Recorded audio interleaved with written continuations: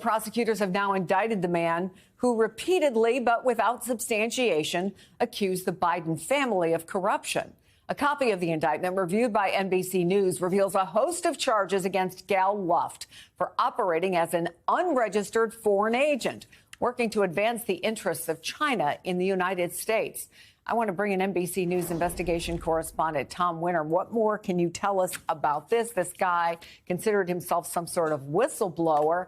In fact, this charge suggests he was more of a spy. Well, yeah, and I want to be clear about that. So when you don't register as a foreign agent, you're not technically conducting espionage on their behalf, but you're putting forward their interests. And that's really one of the key components of the charges here. As you said, somebody trying to advance the interests of China in also several companies there, including CEFC and another company that was supplying arms allegedly to various countries overseas. That was a whole host of other violations. But the reason why this person is in the news, the reason why we're talking about him is that he's somebody who came forward and said that he had information involving Hunter Biden and the Biden family, that they received millions of dollars from individuals tied to Chinese intelligence, that Hunter Biden had some sort of mole within the FBI that was providing him information. We haven't seen any of those allegations substantiated.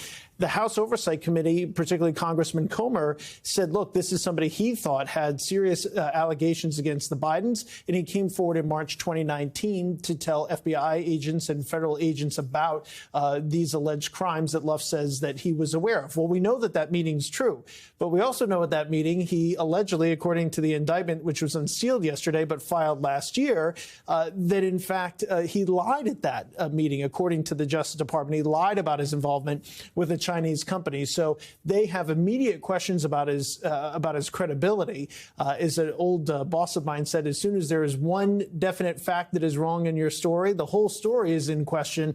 And I think that at the moment, that's where the Justice Department is. If you're not telling us the truth on one hand, how can we start to believe you on the other hand, on the other things that you bring forward to us? So he's a fugitive of law. He's somebody who went missing after was initially arrested in Cyprus, and somebody that the Justice Department is actively looking for. So he's somebody who suggested something illegal was going on, for which there are no charges against the Biden family, but now against.